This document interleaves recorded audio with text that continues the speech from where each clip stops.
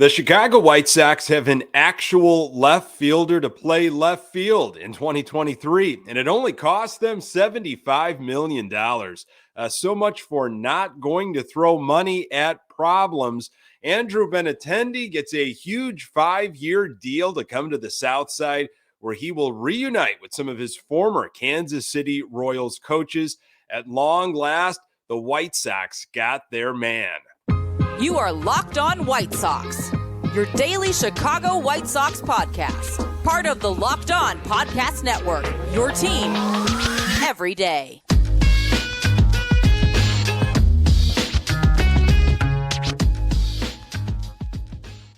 Hey, Sox fans, welcome to Locked On White Sox. Thank you for making Locked On White Sox your first listen each and every day. We're free and available on all platforms. Follow us on Twitter at Locked On Sox. Also, subscribe to our YouTube channel.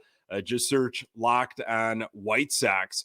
Hey, I'm your host, Nick Morawski, a lifelong diehard Chicago White Sox fan, recording this podcast just blocks from the ballpark in beautiful Bridgeport. You can find me on Twitter at Nick_GGTB.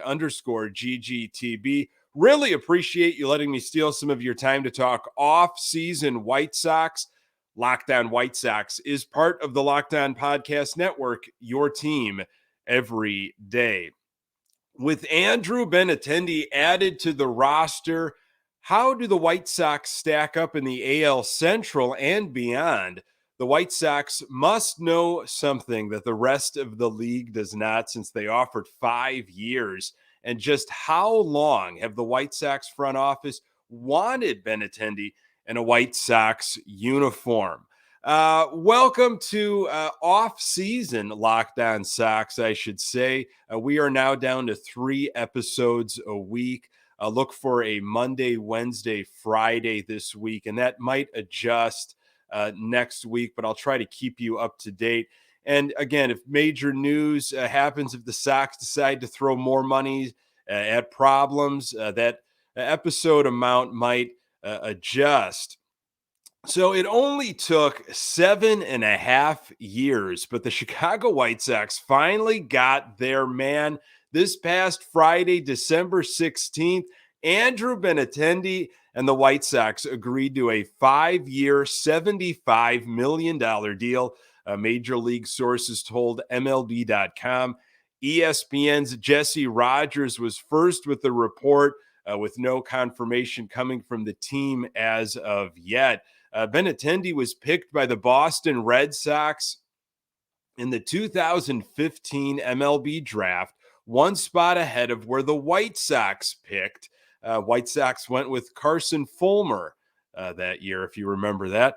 Anyway, Benintendi was apparently coveted by the White Sox organization. They probably wanted him in the 2015 draft there, and it sounds like Rick Hahn wanted Benintendi included in the Chris Sale trade in 2016.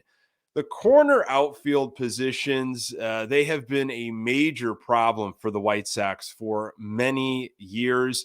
And the White Sox were not supposed to be throwing money at their problems this offseason, but they went ahead and did it anyway. White Sox gave 28-year-old Benintendi a 5-year, $75 million deal. This makes it the richest contract in White Sox history, all guaranteed money. Move aside Yasmani Grandal. So, boy, I'm sure you had a ton of initial thoughts talking with Sox fans, Sox coworkers, other family members in your life. I mean, as we are here in the holiday season and you're getting together with other Sox fans, I'm sure this is going to be a major topic for many, many weeks to come. So, I talked about last week, maybe Pedro Grifol has a wish list that similar to what maybe Tony La Russa had of here are some guys that I would love the front office to target. This is how I want to shape my team this coming season. And whether the Sox were going to listen to Grifol or not, I don't know. Again, more details I'm sure will come out once the announcement is made official. But it is really interesting, that Benintendi was a guy they targeted. I personally not surprised that Benintendi was a target for the White Sox. I was very surprised that it actually happened because it was going to cost American dollars. The Gallo rumors, the Joey Gallo rumors were everywhere. Then, of course, he signed with Minnesota.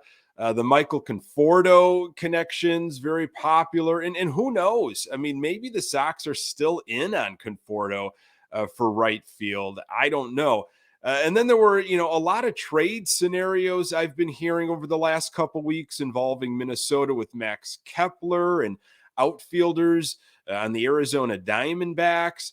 I was also shocked that it was a 5-year deal, and of course, the largest contract in Sox history, which I think is also shocking to everyone around the rest of the league. That $75 million is the biggest amount of money that a major market team like the Chicago White Sox have spent, and it's now on Andrew Benintendi. Just kind of raises some eyebrows.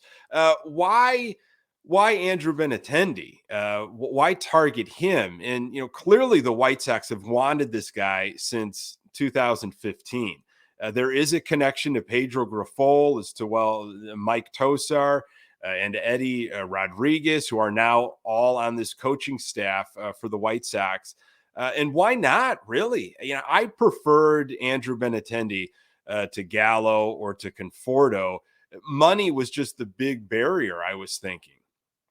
So was this the question I had? I was thinking to myself, was this a Rick Hahn choice? Was this a Pedro Grifol choice? I think it was a combination of both. You can make that argument. The White Sox front office obviously has had Benintendi on their radar for quite some time. Sounds like the Yankees wanted to bring him back, but according to John Heyman, there was a sense that Benintendi preferred to be elsewhere. I'm assuming Pedro Grifol gave the stamp of approval, right? And Benintendi was open to a reunion. This signing makes me believe that Grifol had a wish list of players he thought would be helpful additions. If communication is as strong as we have been told it is, then there was healthy discourse between Grifol and Hahn and Sox brass about doing what's necessary to get Grifol some pieces to be successful. Remember, if Grifol is successful, then Hahn comes off very well, and maybe Jerry is in the giving mood this holiday season. So why left field? It seems like right field is Oscar Colas's job to lose, although maybe the Sox surprised us and continue to add some depth. We know about Billy Hamilton, but that'll come on probably another episode. They addressed starting pitching with Clevenger, and despite the amount of internal options at the position, I thought they were going to spend and finally solve the second base situation and make that a priority. But left field has been a revolving door as well. White Sox had 11 players spend time in left field in 2022. A.J. Pollock spent the most time there, no longer with the club. He started 77 games in left field. Now, A.J. Pollock was used primarily as a center fielder during his time in L.A. And Arizona. So the Chicago White Sox made a bold move, but the contract is also surprising. I'm going to tell you what the Sox are expecting to get from Benintendi. More on that in a moment. Today's episode is brought to you by BetOnline. BetOnline.net is your number one source for sports betting info, stats, news, and analysis. Get the latest odds and trends for every professional and amateur league out there, from football to college, bowl season to basketball. We've got it all at betonline.net. If you love sports podcasts, you can find those at BetOnline as well. We're always the fastest and easiest way to get your betting info. Head to the website today or use your mobile device to learn more. BetOnline, where the game starts. So why 5 years? it's an odd contract. I found it kind of odd. There's some worthwhile articles put out there in The Athletic recently, one by Keith Law and one by James Fegan, discussing this deal in depth and trying to make sense of the 5 years, $75 million deal. Keith Law said that he thought Benintendi would get the largest contract ever for a player who didn't hit 10 home runs or steal 10 bases in his walk year. Law didn't think it would be this large. According to Law, the White Sox just gave Benintendi 5 years and $75 million off that platform season. And while there could still be some more offense here for a new team to unlock, this contract all but assumes Chicago is going to find it. And that's what you have to assume, right? Somebody knows something and feels like they can work their magic and bring out the untapped potential. Maybe it was Jose Castro, the new hitting coach, or Chris Johnson, the assistant hitting coach that, saw some tape, had some eyes on Benintendi and said, yep, I see that swing. We can work with that. I think that's what we want in this lineup. The most obvious answer, Pedro Grifol liked what he saw in Kansas City and wanted Benintendi to be part of what he's building on the South side. So what do we know so far, and what do we see from Benintendi maybe going forward into 2023? So James Fegan of The Athletic laid out the bullet points perfectly in his recent article. Benintendi made his first all-star appearance last season, hitting 304, 373, 399. That was his slash line in 126 games with the Royals and Yankees. After being dealt to New York, Benintendi had a season-ending surgery on a broken hamate bone in his right wrist. This contract surpasses Yasmani Grandal's 4-year, $73 million deal for the largest White Sox free agent signing in franchise history. So Benintendi checks the corner outfield box in the left-handed bat box and has been coveted by the White Sox organization for a long time. He hasn't displayed much power throughout his career, but maybe a change of scenery and a fresh set of eyes on him can help with that. In 7 seasons, his career slash line, 279, 351, 431. He hit 20 home runs back in 2017 with Boston when he played in 151 games. That has been his high water mark. Keith Law wrote, this is a bet that the White Sox can figure something out that his last 2 employers at least could not. Getting him to drive pitches in the zone that he currently hits softly, often just the other way. That's easier said than done, but it's essential to making this contract work for Chicago. So the other big question is, why not operate via trade? As we were told, that's how the Sox are going to improve with some of the areas that they need to address.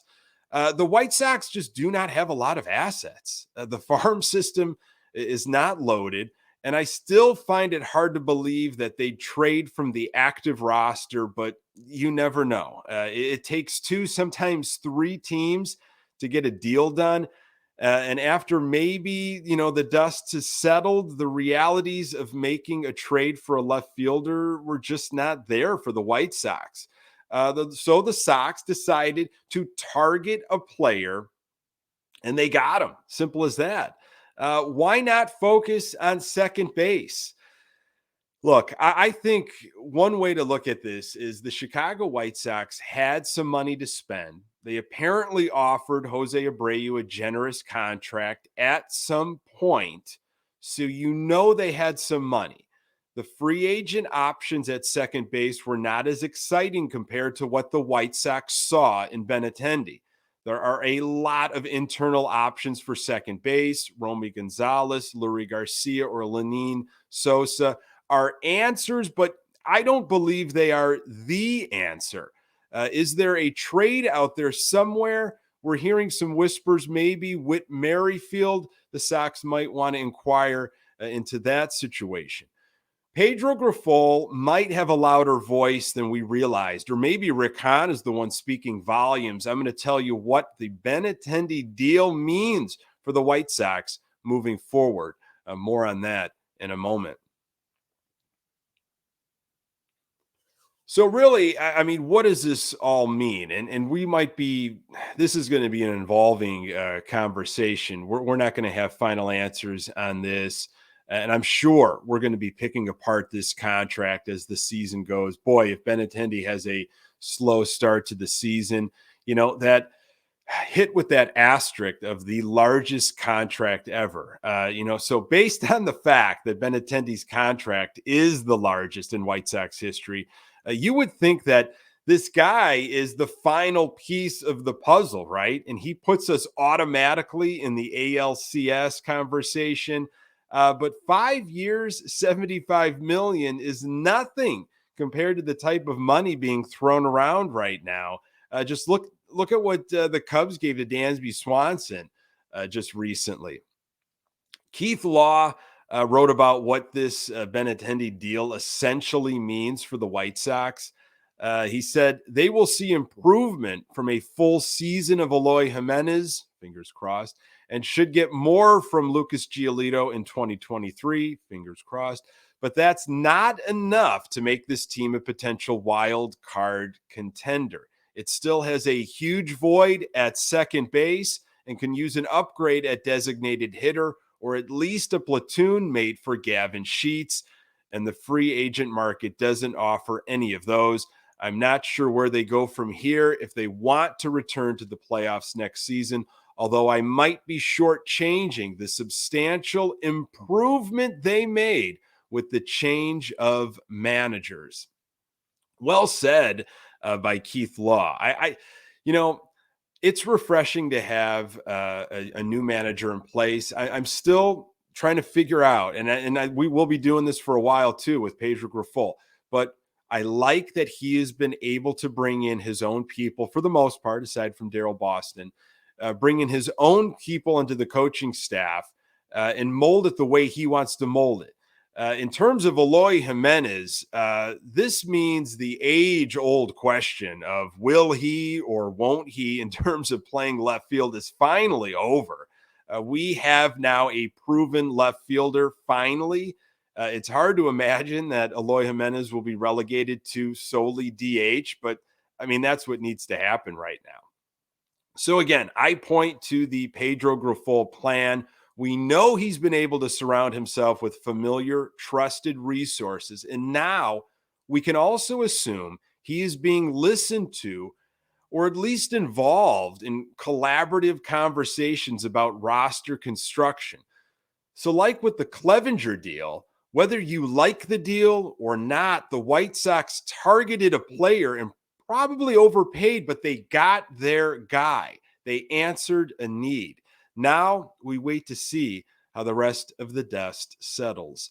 Folks, thank you so very much for making this podcast part of your daily routine. You can find the Locked On White Sox podcast absolutely everywhere you find your podcasts. And don't forget about the YouTube channel.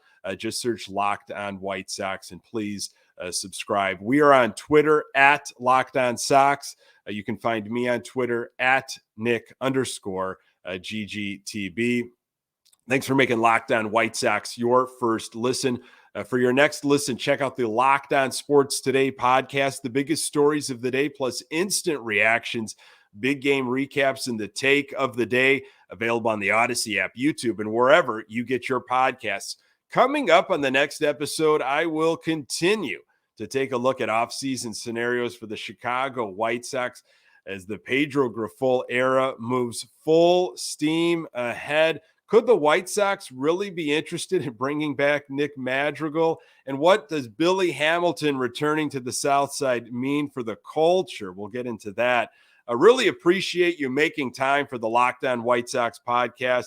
I'm Nick Morawski. Until next time, go Sox.